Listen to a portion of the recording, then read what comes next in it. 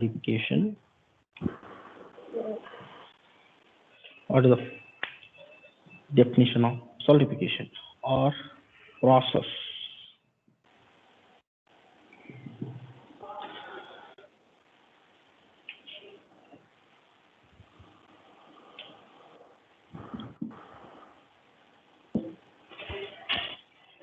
Which is a process which includes heating and cooling. Okay.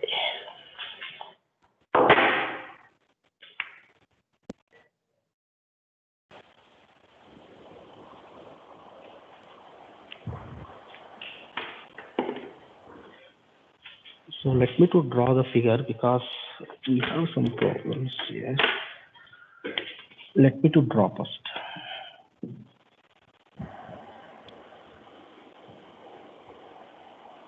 Mechanism of solidification.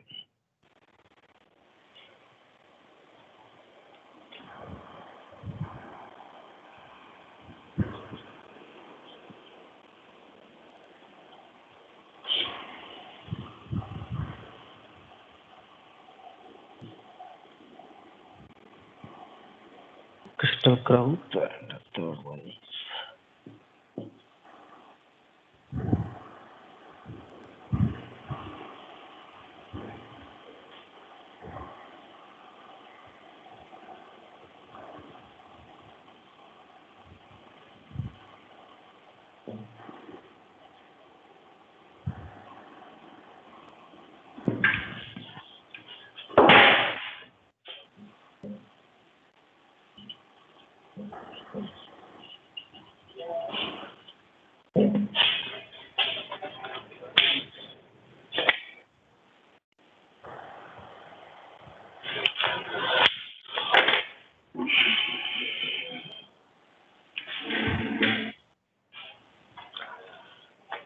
okay. Let's listen. Solidification. Coming to the solidification phenomena, what exactly is the solidification? This is a kind of process which involves the heating and cooling. Which involves heating and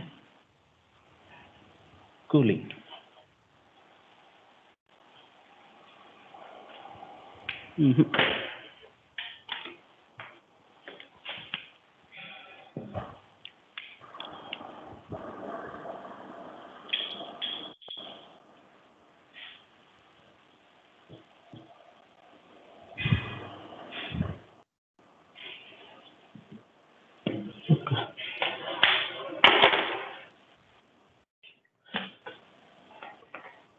Solidification is the process of heating and cooling.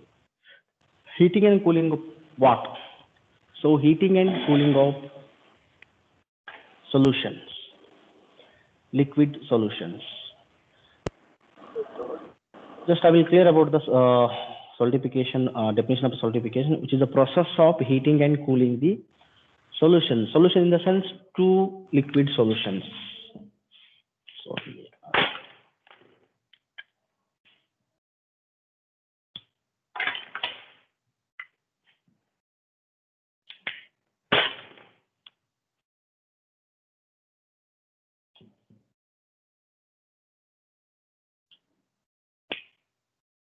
Okay, let me to explain. Which is the process of heating and cooling the solution. Solution means solid solution. Already, so you may heard this word, solid solution. Solid solution in the sense there are two mixture of alloys. There are two metals or alloys which we can mix into the one single container or chamber. That solidification, maybe it is a pure solution or maybe it is an impure solution. If it is pure solution, that solution is totally made by the same kinds of materials. Solution in the sense the heat, liquid, molten metal or molten material or molten alloy it is. That is what we can say it is a solution. That is what this is what solidification. Solidification means that is related to the solution. Solution means it is a molten material or molten metal or molten alloy. Maybe sometimes it is a single solution or maybe it is sometimes a mixture of two elements. That is called solution. That is in the form of a furnace or that will be in the form of, or that will be inside the furnace or inside the crucible. If it is if it is a huge quantity, we want a huge quantity and mass production, we can take it as a furnace. We can call it as a furnace. More quantity, we can store it in the furnace. A very small quantity, which we can producing very small component, small type of components, and our production will be very small. In that situation, which we can say we can heat them in a crucible. Very small crucibles are available. They're made up of carbide materials. Around about 1 liter, 2 liter, 3 liter, like that solutions we need for a small quantity of the production. Now we can say it is a crucible. So in the crucible, we can melt. If it is larger in quantity or huge quantity, around about mass production. For mass production, which we can take it as a furnace. In that furnace, we are adding the both the metals or materials. So maybe sometimes aluminum, as I can told earlier, one side is aluminum, other side is the copper. Both the aluminum and copper alloys you can dump into the furnace. If it is in huge quantity, if you want a huge quantity, you can dump it into the furnace. Very small, there will be like this. The crucibles are available. In that crucibles, you can melt it.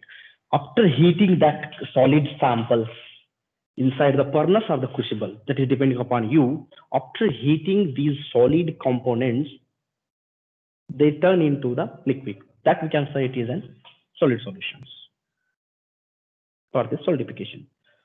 While heating that process, and again we can cool that process. Once again, copper and aluminum we are adding into the one furnace. So now that mixture and everything will be, so after everything will be done. Mixing and technical mixing.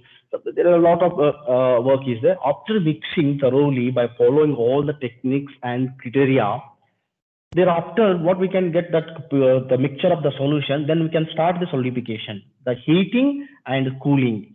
Solidification is also very, very important. While coming back, that's very, very important. Heating is also important, but while coming back is very, very important. That is what we can say it is cooling. C, heating and cooling. Here we have a solution. Maybe it is pure aluminum, or maybe it is aluminum plus copper solution. While heating, temperature will be increases up to their melting point.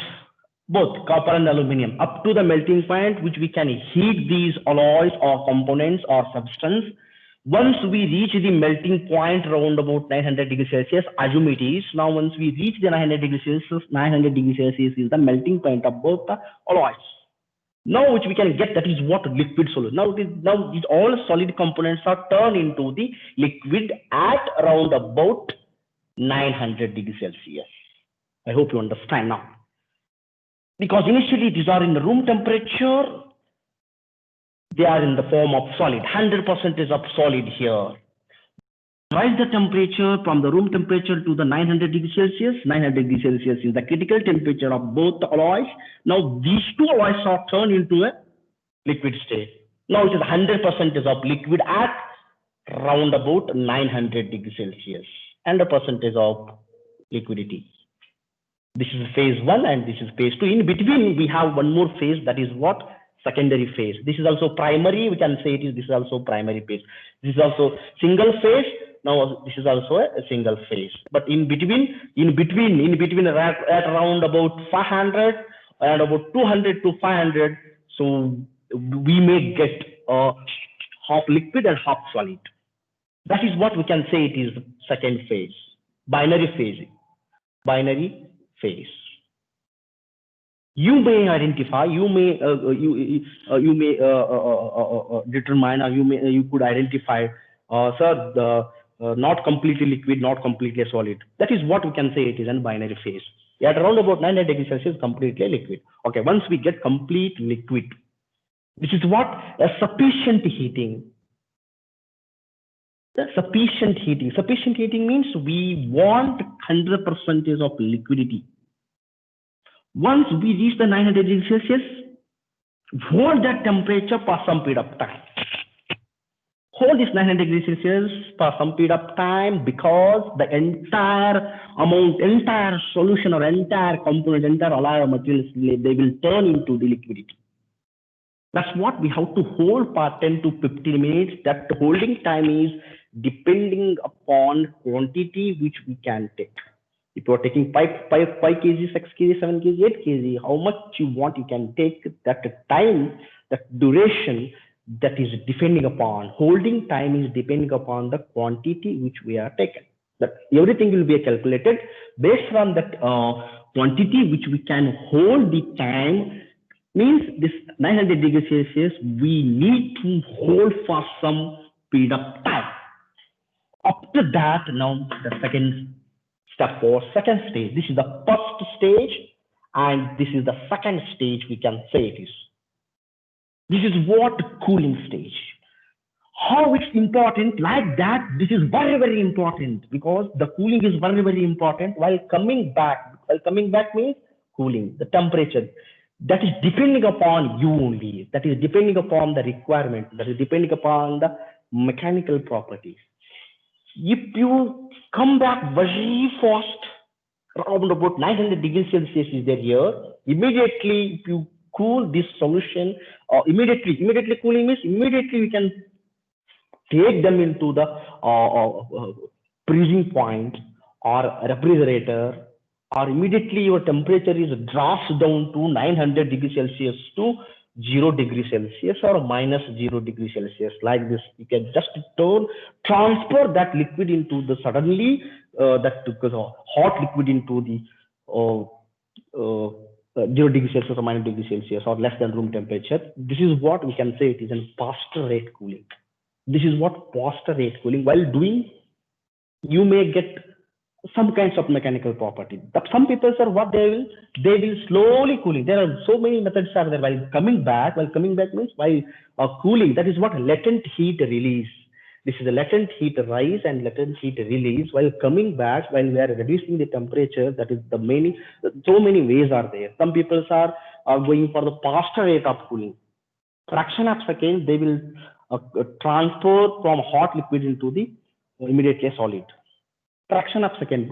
Some people are transfer that to hot solution is slowly means for 1 hour or 30 minutes. For 30 minutes, 100 degrees Celsius. For 30 minutes, they will take 100 degrees Celsius. After 30, it will be a 800 degrees. After 60 minutes, it will be a 700 degrees. This is what a medium rate cooling. Slow cooling rate, they will take 2 days, 3 days, or 48 hours, 28 hours, 24 hours, 6 hours, 7 hours. This is what a slow cooling rate. These all the rates depending upon the requirement of the property. If you go very fast, you get some kinds of mechanical properties. If you go medium cooling rate, or if you maintain the medium cooling rate, you may get some different kinds of mechanical properties. If you go very slowly, so you may get some kinds of mechanical property. Depending upon the cooling rate, we can get different mechanical properties. You can see the changes in the mechanical properties. Depends upon the temperature. If you vary the temperature, if you vary the cooling temperature, if you vary the latent heat release, if you vary that coming back temperature or reducing temperature, you may get different mechanical properties. This process, heating, that is the first step. While coming, that is cooling, the second step. This is what we can say it is a solidification. The process of solidification is a process which involves heating and cooling. Heating up to a prescribed temperature. Prescribed temperature means heating up to a melting temperature or critical temperature. Hold that temperature for some period of time. That also depending upon the quantity which we can take already. And now cooling that solution. The cooling, you may vary the cooling rate. That is depending upon you and your requirements. This customer demands your application requirement, you can maintain the cooling rate. The process of cooling and heating is called as a solidification. I hope you understand this. Now coming to the mechanism of solidification. What kind of the mechanism? How? Mechanism of solidification. Now we understand what exactly the solidification. Solidification is a simple, stupid process which involves heating and cooling. That's it. Only this is the definition of the solidification. But mechanism of solidification, how this liquid is transferred into the solidity, where exactly the melting, because here initially this was solid, because initial temperature in room temperature these two, assume it is the metallic samples in room temperature, these two metallic samples are in the solid form. How we are increasing the temperature, they turn into the liquidity, and liquidity, once we will reach the melting point of these two samples, now which we can expect or we can see a complete solution, or complete these two are in the form of liquid. Again we come back, again we are releasing the heat, again these materials are slightly turned from liquid to solid. Again we come back to the room temperature, again we get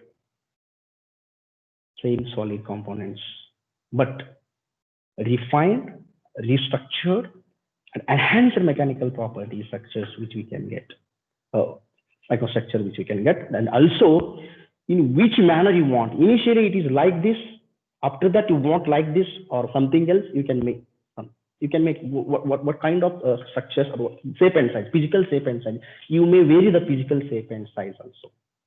I don't want like this, sir. I wanted square rods or like this. Anything else you can.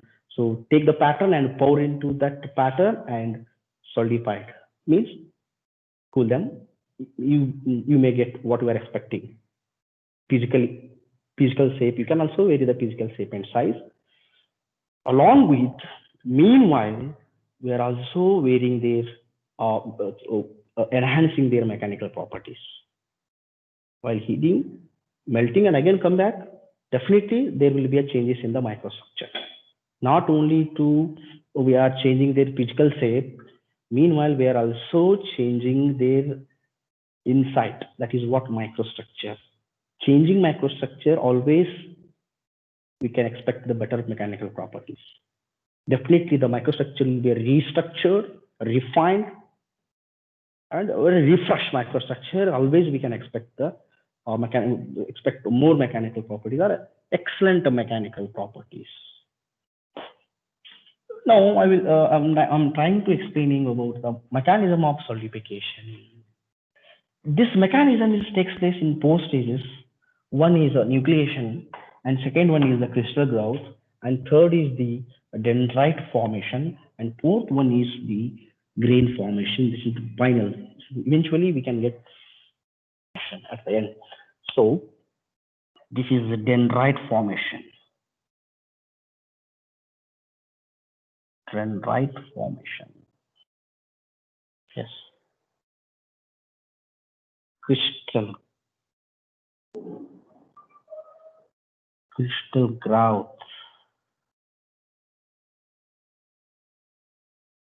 Nucleation, which involves four stages. This solidification mechanism, which involves the four important steps. That is one, nucleation. Already I told you about the nucleation. What happens nucleation? What exactly nucleation? So see, I'm coming to here only. Right. So while coming back, see, while coming back from the 900 degrees Celsius to room temperature, this is our backward process.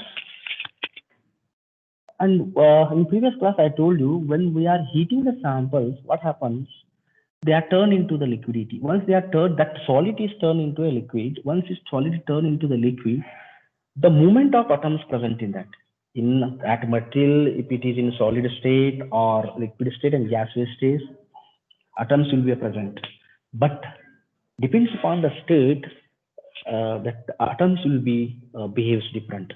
While it is that particularly at that solid material in room temperature, the atoms are having very less energy. Their energy level is very less when that material is in room temperature.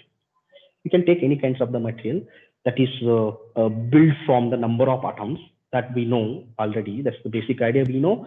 You can take each and every engineering materials. That is how it is built. It's built from the number of atoms. Number of atoms combined together to form one solid structure. That solid structure, if it is in room temperature, definitely energy level of that atoms, the atom, you can take any atoms. If you say aluminum, material is aluminum atoms, copper atoms. When they are in room temperature, their energy level will be very low, very less. While you are heating, they are turned into the liquid. Once they are turned into liquid, their energy level will be high. Always when they are in under heating, definitely their energy level of the atom will be high. Once the energy level will be high, their movement will be also high. Keep it in your mind. Once we increase the temperature, definitely simultaneously the energy level of that particular atom, each and every atom, the energy level in the each and every atom present in that microstructure or that material, there will be an increase. Energy level will be an increase. Once the energy level is increased, once they got the energy from the temperature, they start moving. They will start moving around. They'll start moving because they have sufficient energy. Then they started moving around the structure or moving around the solution, which means the movement of mobility of the atoms will be increases. Continuously, we are increasing the temperature up to the 900 degrees Celsius. At that time, we can expect or we can see the complete liquid. In that complete liquid state, energy level will be very high. Each and every atom you can examine, energy level will be very high. Due to that reason, the movement of the atoms is very high.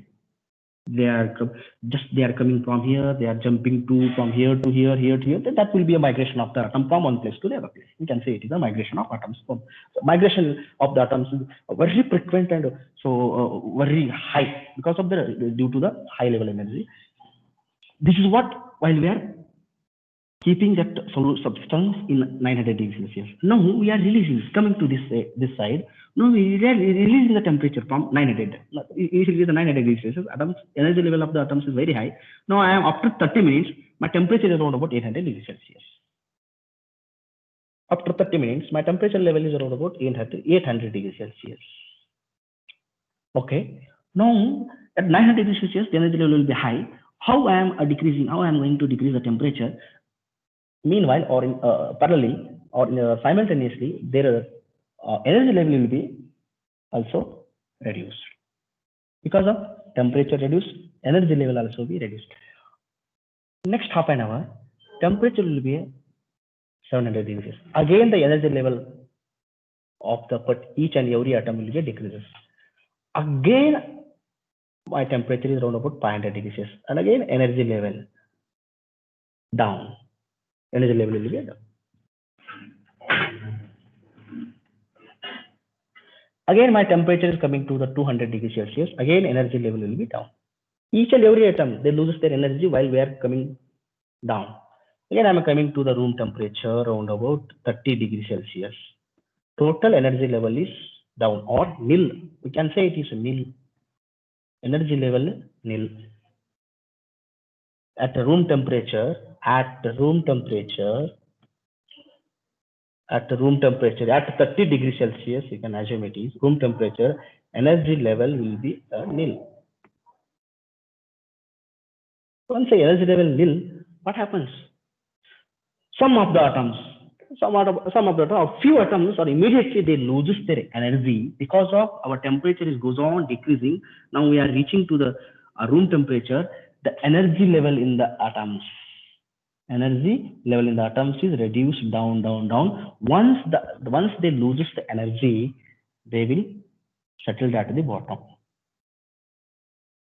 Yes, some few atoms, they will lose their energy because of the decrease in the temperature. So once they lose their energy, they settle down at the bottom. The first one atom will settle down, second atom will settle down, third atom, fourth atom, fifth atom. And also there will be a attractive energy will be developed in between the atoms. One is attracting others. There will be a attraction each other. That also developed in that. One is attracting other. So like this will be happens. Already they lose their energy. They are settled down at the bottom. Also they are attracted from the parent atom. The one atom is attracted from the other parent atom. They are attract each other. Then they are settled down at the bottom. Now, this area we can say it is a cluster or nuclei. This is what we can say it is nucleation. That is the first step. How the nucleation is formed. This is the first mechanism. Because some few atoms are lose their energy, they are settled down at the bottom. They also develop the attraction, develop the relation. The one is attracted by the other one. So there will be a relation. There will be a relation will be built up between 2-3 atoms. So they are settled down at the bottom. They look like a group. Finally, how they look like? They look like a group. Oh, there will be a group formation. So number of groups are settled down at the bottom. This will be a group. Also, technically, we can call it as a cluster. And each cluster has 8 to 10 atoms. Minimum that must be. We have to create the nucleation like that. You have to examine once that bottom surface there will be a cluster. There will be one cluster. Definitely there will be a cluster will be formed due to how the temperature will be decreases. Definitely the cluster will be formed. Meanwhile, you have to examine that cluster. How many number of atoms present in this cluster? Once that cluster is formed, immediately you can check out that cluster. How many atoms are present in this one cluster? That is what we can say it is a nucleation. If that nucleation has only very less number of atoms means less than 10 atoms. Again, you have to start heating because don't let them to continue. Again, you have to heat that solution. Again, that's what, again, you come back to the first stage because you just let them to form this kinds of the nucleation. That kind of nucleation is a weak nucleation because that nucleation has very less number of atoms. If it is a less number of atoms, the grain size will be a more. That material will become finally a weak or soft. You may identify like this, or you may could you would experience very less number of atoms present in that particular nuclei, just to stop that solidification or cooling process. You just immediately stop the cooling process. Again, you can reheat the process. That is what you can restart the process. Again, we have to solidify because due to the insufficient temperature, due to the improper cooling, bad nuclei is formed. Less number of nuclei is due to the less number of atoms present in the nuclei due to insufficient cooling or erratic cooling, not a systematic cooling, erratic or unskilled or random cooling. Like these are the reasons which you can forming the bad nuclei or insufficient nuclei. Insufficient nuclei means less number of atoms present in that nuclei. That nuclei must contain 10 to 15 atoms that should be present. You may observe these kinds of the problems, or you may observe these kinds of the nuclei. You can stop immediately that process. Again, you can restart the heating. Again, melt them. Again, cool them. Unless we are not forming a perfect nucleation. And this is what we can say it is a nucleation. Number of atoms combined together to form one cluster. That cluster is called a nuclei. In this nucleation, there are two types of nucleation: heterogeneous nucleation and homogeneous nucleation. All these atoms, or maybe you can say it is a perfect nucleation. If it is because this is the first step. Your nuclei is perfect. Next, your crystal growth will be perfect. Your crystal growth will be perfect. Your dendrite formation will be perfect. Finally, you can expect the grain formation. Grain formation, that is very, very important. Very weaker grain sections present in that particular material. Definitely that material one day that will be a like this is the unit area. You can examine one unit area of that material. In that unit area, how many grains are present? How many grains are present? What will be the size of that grain? If bigger grain size, definitely you can say it is a less number of atoms present in that material. Very smaller grain size, you can say it is a more number of atoms present in that. Your grain size will be very less and very strong. More number of atoms will be present. That's what's strong. Then you can expect the good qualities or good mechanical properties from that particular material. Otherwise, you cannot expect. That's what the first step is. This is what foundation. Foundation is a nucleation. How your nucleation is strong, like that you can expect your final grain size. Here itself you failed. Don't expect the grain size will be strong. That's what. This is very, very important. At least this nucleation should contain more than 10 atoms. And one thing. And second thing, the formation of nuclei is in the two forms. One is heterogeneous nucleation, other one is homogeneous nucleation. Suppose this is the pure solution. Consider it is a pure solution. Pure solution only it is an aluminum solution. Here aluminum, copper later. Now only it is an aluminum solution. All these 7 atoms or all these 10 atoms, because it is a perfect nucleation, all the 10 atoms are belongs to aluminum only. This is what kind of the nucleation? It is a pure nucleation or homogeneous nucleation, because this nuclei contains 15 atoms. All the 15 atoms are belongs to the aluminum only. All the 15 atoms or all the 10 atoms are made by or belongs to the aluminum atoms. Now we can say it is a homogeneous nucleation. Round about in the total entire structure, 100 atoms are there. All the 100 atoms are aluminum atoms. That is what nucleation. What kind of nucleation? Pure nucleation. Or else it is a homogeneous nucleation. Now we are forming one nuclei, but it is perfect nuclei, because this nuclei, this cluster has 10 to 15 atoms, but all the 10 to 15 atoms are belongs to aluminum. Now we can say it is homogeneous nucleation. But sir, we have 10 atoms in that nuclei, but 4 atoms are belongs to the copper, and remaining rest of the 6 are belongs to aluminum. 4 belongs to copper, rest of them are all aluminum, sir. Then it is heterogeneous nuclei. What it is? Heterogeneous nuclei, because this is not a pure solution. This is the impure solution, but we need impure solution, not pure solution. Pure solution like aluminum, gold, silver. Aluminum, gold, silvers we cannot take directly into the industrial applications, because these kinds of metal has only pure atoms. They are very soft in nature. That's what we want, always impure solutions. Once your a cluster or the nuclei has a minimum that has 10 to 15 atoms, in that we have to create the heterogeneous nuclei. Heterogeneous means out of the 15, 5 from copper, 10 from aluminum. This is what copper does.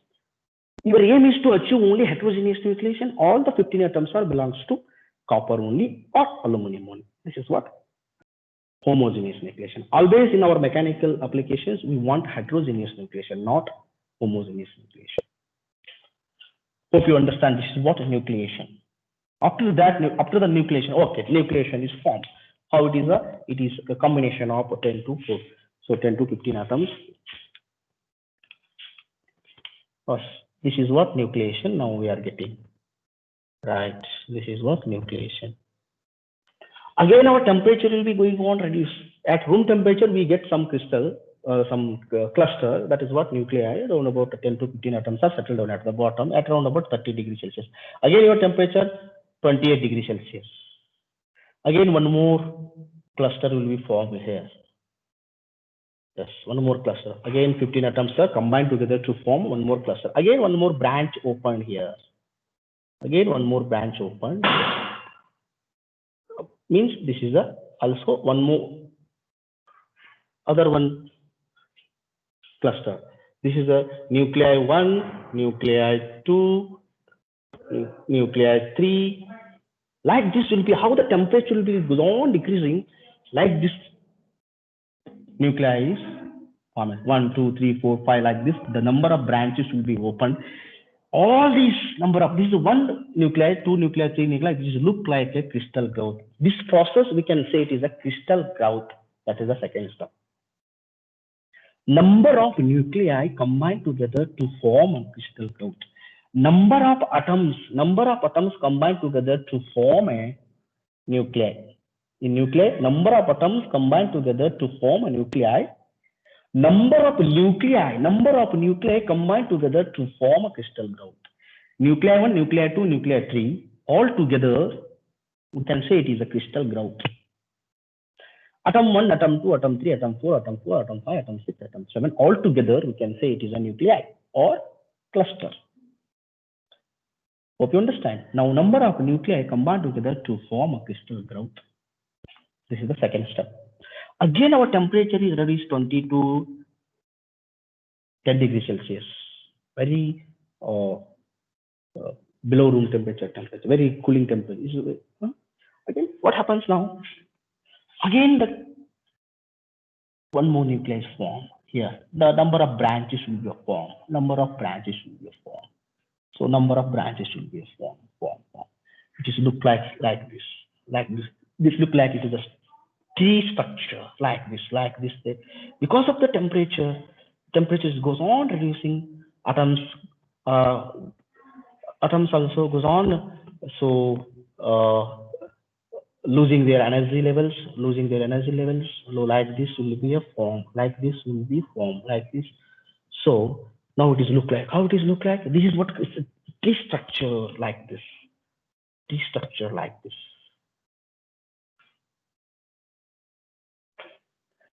Number of nuclei combine together to form a crystal growth. Number of crystal growth, because here there is one crystal growth, because this is one square is formed here, second square is formed here, third square is formed here, fourth square is formed.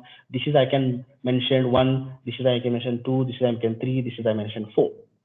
Now number of crystal growth combine together to form a dendrite.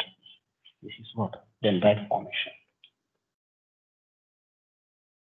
This is the third step. See, it is how it forms. Number of crystal growths.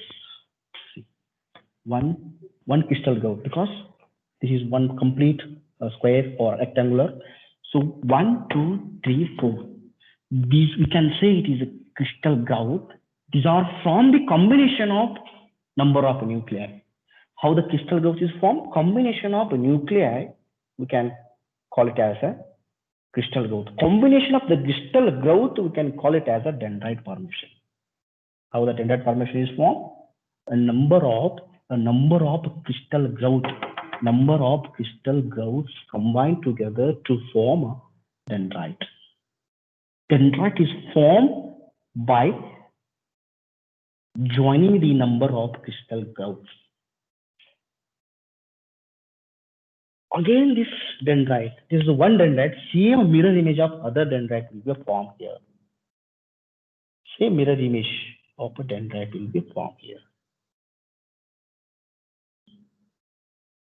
Yes.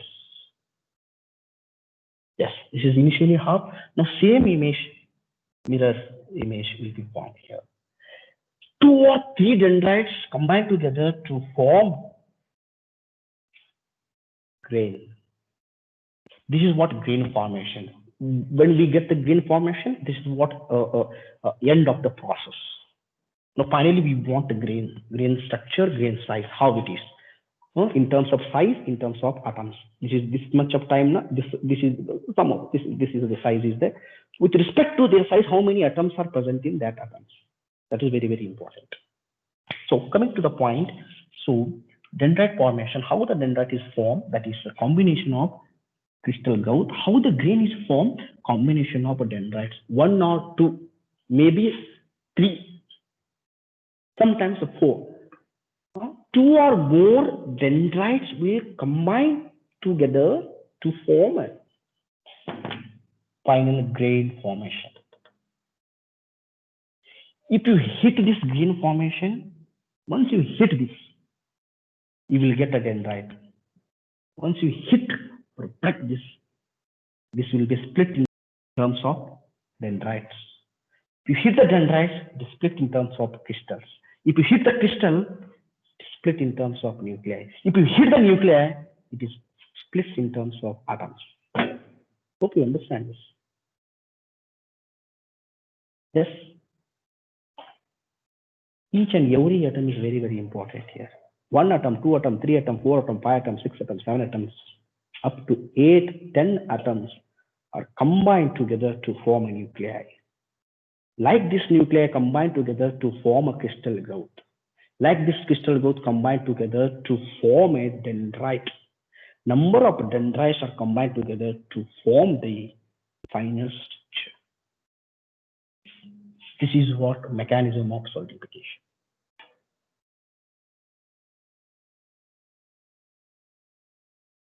Hope you understand this. Yes, sir. It's clear. Yes, sir. Okay.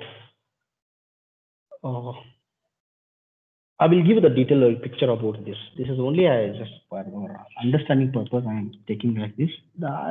In notes, definitely I will in perfect manner I will put it in my material. So but you can understand. If once you look at that, definitely you can understand. Just you can understand how the grain structure or grain will be formed. It is the first step. What happens? Nucleation is formed. After the nucleation, what happens? Crystal growth is formed. After the crystal growth, dendrite will be formed. After the dendrite will be formed.